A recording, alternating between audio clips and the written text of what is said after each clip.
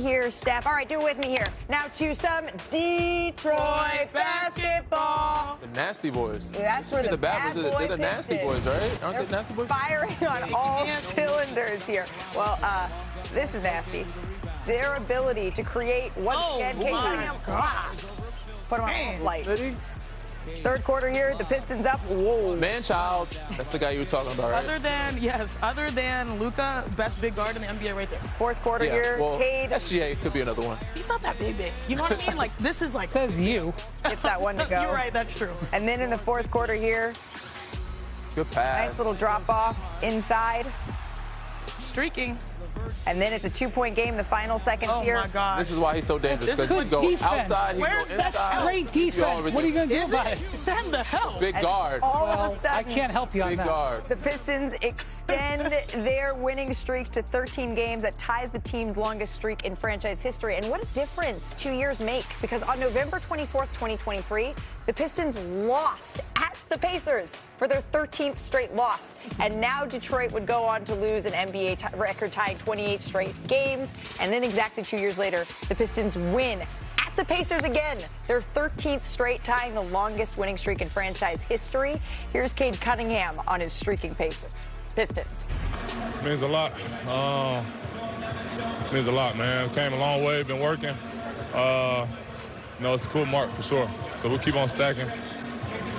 Don't like how this one came, but, it adds more fuel to the fire.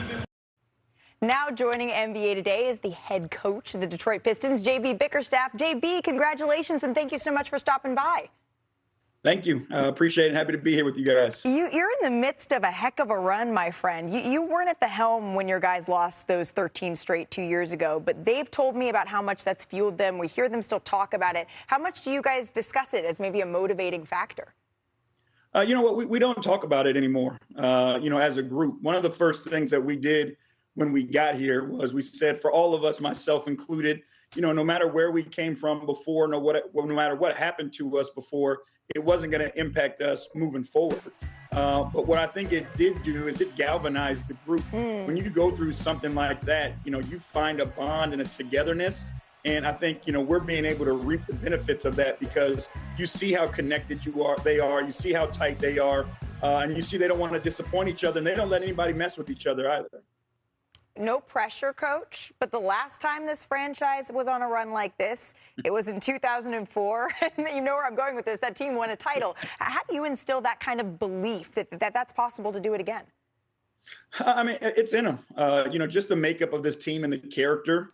There's no fear. Every night we step on the floor, the guys feel like they can compete hard enough to make it tough in the fourth quarter. And we feel like in the fourth quarter with the pieces we have and our ability to defend, we can compete and give ourselves a chance and beat anybody. So we just need to make sure that we pay attention and stay in the moment. We're not looking too far down the road. We're trying to hold ourselves to a standard. And we play Detroit Pistons basketball every night. And if we do that, like I said, it's going to be a dogfight. And we believe we'll have a chance at the end. And it's a dogfight that we certainly enjoy watching. I want to ask you about Cade Cunningham because he came up big for you late again last night. But how has he evolved on the court and off of it as a leader this season? I guess, he's really playing the game in total. He understands how to get his teammates involved early and give them confidence. And then what he's doing in the fourth quarter, is just amazing. His ability to make plays, whether it's blocking shots, scoring points, finding the assist in the fourth quarter, has just been amazing, to say the least. But I'll continue to say this about Cade, and this is the highest level of compliment that I can give him is, as a person and a player, he has the ability to grow and be great without taking food off of anybody else's plate. And, a lot of guys, in order for them to be the guy, they take away from their teammates. And this guy just continues to grow and continues to make his teammates better and loves it. He enjoys watching his teammates thrive and be a better basketball player and a better basketball team. That is a heck of a compliment, and also fitting for the week, sticking with the food theme and Thanksgiving. When you talk about sharing and making sure that everybody eats with this Detroit system here, you've had guys in and out of the lineup. We chatted about this a little bit before you came on air.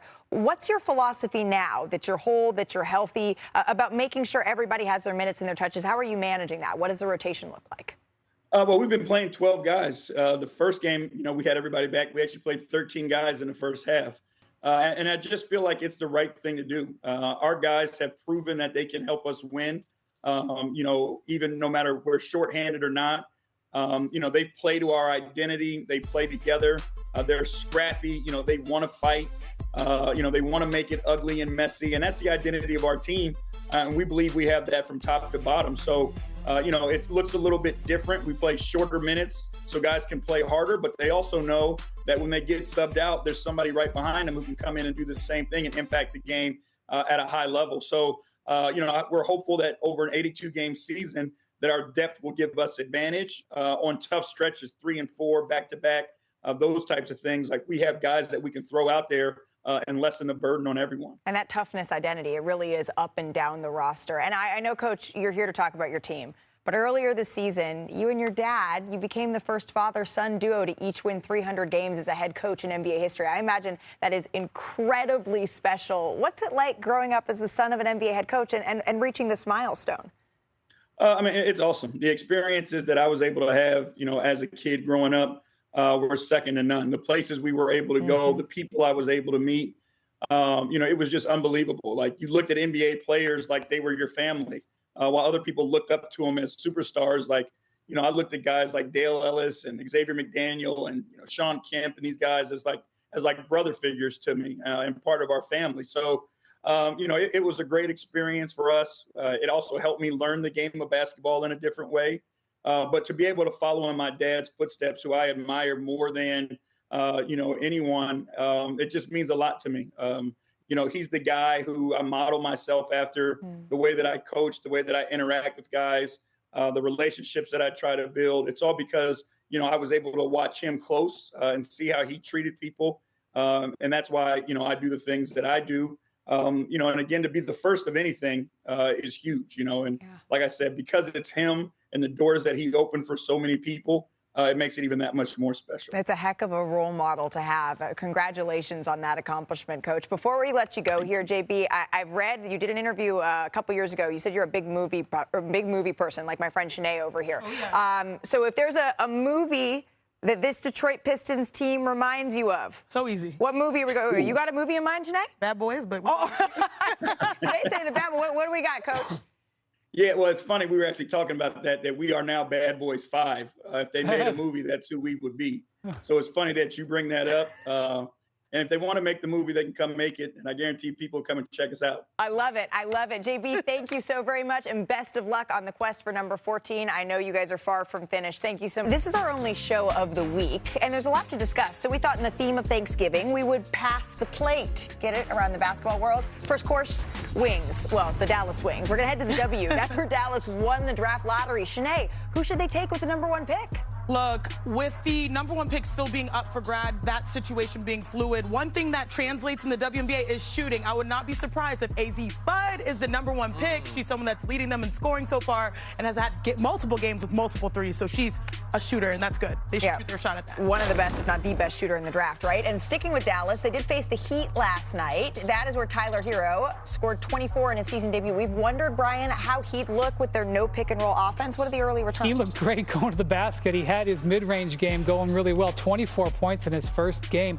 He joked that he wanted some pick and rolls, but that's not part of their offense. But the story of this game, they won on a night when they shot 5 of 27 from 3. They played defense. And Khalil Ware, he was excellent for them as well. All right, moving on to Sacramento. Anthony Edwards, 43.7 rebounds. But the Kings, they lit the beam. They beat the Timberwolves in overtime after not leading at all in regulation. Danny, I'm a little concerned about the T-Wolves. Are you? I'm very concerned. This is a bad loss. They had another bad loss the other night against Phoenix. They let them come back. But to lose to the Sacramento Kings, who lost to Memphis Grizzlies about John Morant by 40 points, this is a really bad one. They need a point guard. Ant has too much weight on his shoulders, being point guard and scoring. They need to find somebody to keep a steady diet to set the table. Janae, can I do it? Yes, please. From Oakland to Sacktown. Hey. So there and back down. Well, Steph Curry sported a pair of Nike Sabrina 3s with Sabrina Ionescu in attendance. He led the Warriors 31 points in Golden State's win over Utah. He's been rocking the Shaqs. He's been rocking the Jordans and now the Nikes. Janae, what do you think of the sneaker rotation? Oh, I like it. Versatility. And I know everyone, anytime he comes home, that door is full of shoes. People want him to pick him. So, yeah, absolutely. We're waiting for the decision.